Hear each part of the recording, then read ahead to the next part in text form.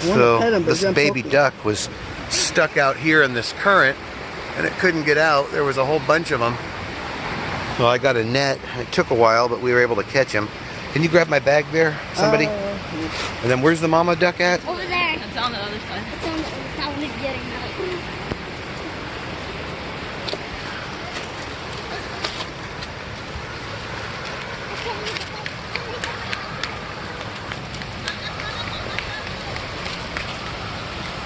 Am I still recording?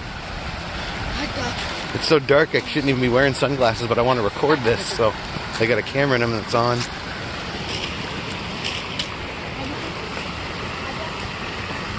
Oh, it's over there. I don't even see it. Oh, right up against the wall? Yeah.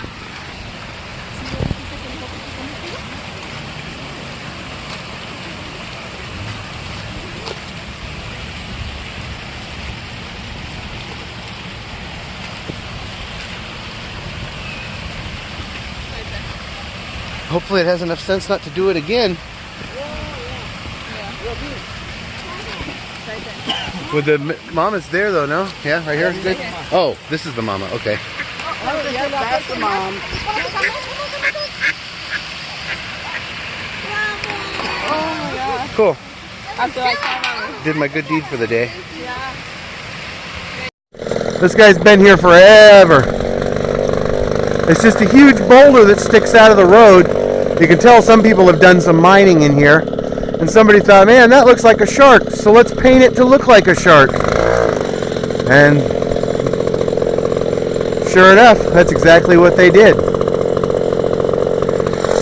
Do I hear a train coming? No. Oh, I wondered why it died. I accidentally hit the kill switch. Well, that's why they call it a kill switch. Speaking of kill, before I kill this video, since we shut the scooter off, let's walk up here and give you guys a closer look. That's the railroad shark.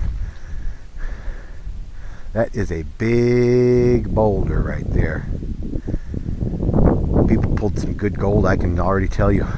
Well, that's not natural. This, I don't know if you're supposed to dig here, but somebody has dug here over the years.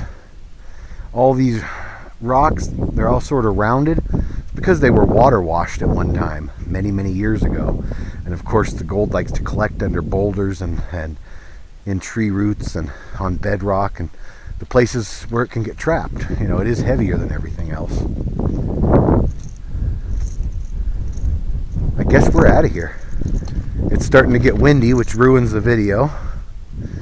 And it's too hot for me, and I need to cook dinner. Yeah, I know the window's filthy. I wasn't planning on recording right now.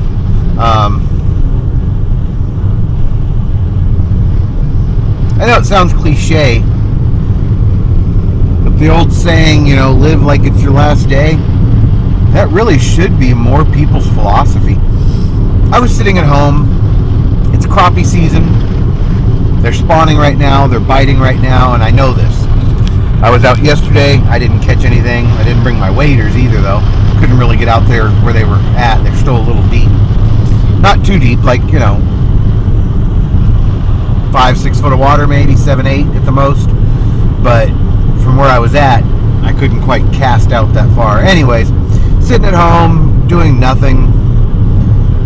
And I'm thinking, man, I should go back and go fishing for those crappies, but I kind of didn't want to. I kind of didn't want to do anything today. And then I realized, you know what? I'm pet sitting for some friends who have been gone longer than I expected. And I'm like, you know, they could be back tomorrow, and I might not have use of this vehicle.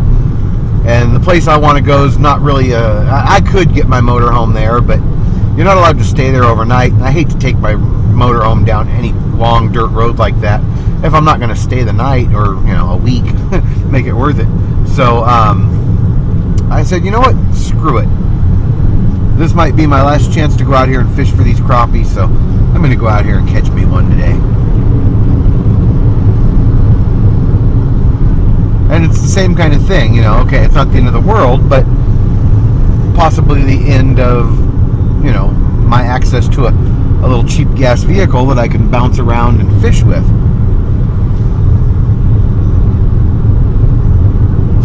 as I'm driving out here, I just kind of think to myself, you know, I really should just kind of try to live every day like this. Like it's my last chance to do whatever it is I want to do, and just do it and stop procrastinating. Stop not making excuses and not doing this for this reason or that reason. Even that, the phrase making excuses sounds cliche, but you know, there's a reason you've heard these things so many times over the course of your life. There's a reason you've heard all of these cliches. It's because they're true.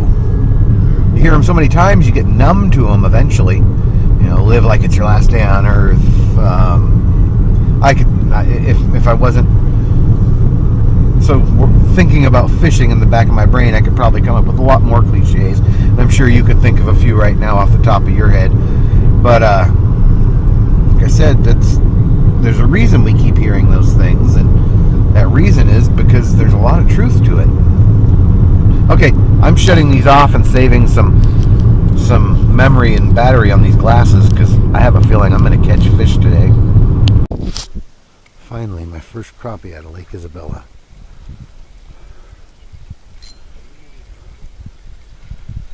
Did he get off? No, he's just not that big.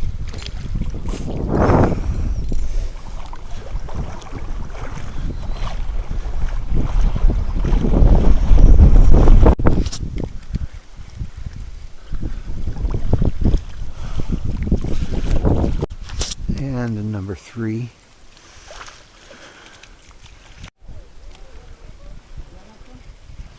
That was a bad cast. I want to get right out there by the bob or the buoy, because that's where the fish baskets are, where they spawn.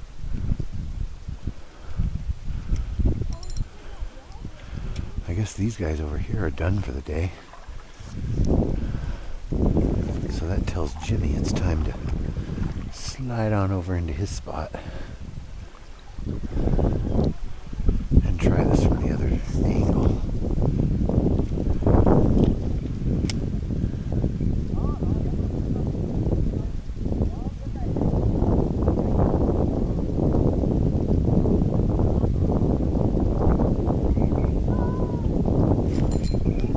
And there's one on camera, unless it gets caught in the bushes. Well,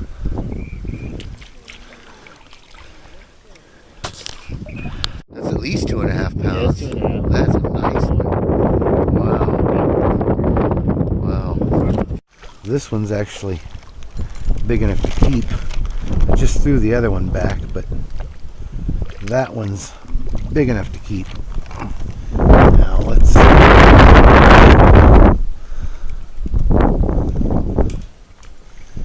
get you in the bag. Look at that, that's a nice, yeah. He's big enough to keep.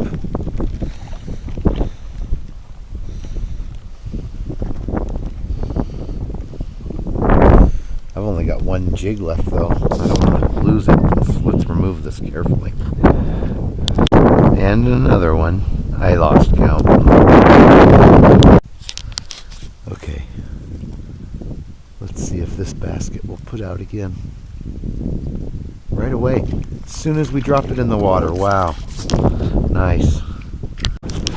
Well, when it's this close to dark and you break your line off twice in a row, and you're lucky enough to retrieve your weighted bobber twice in a row, that's when you know it's time to call it a day.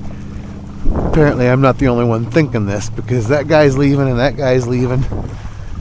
That guy's packing up.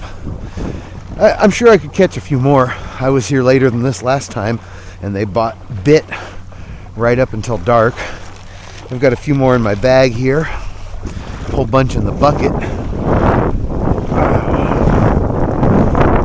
Hang with me a second. If you can stand the sound of that wind, trying to shield the microphone, but I doubt it's working very well. It's blowing really good right now.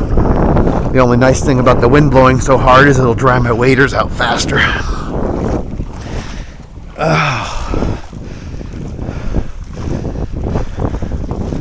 Okay, so that's what's in the bucket so far. And let's add a few more. Whoops.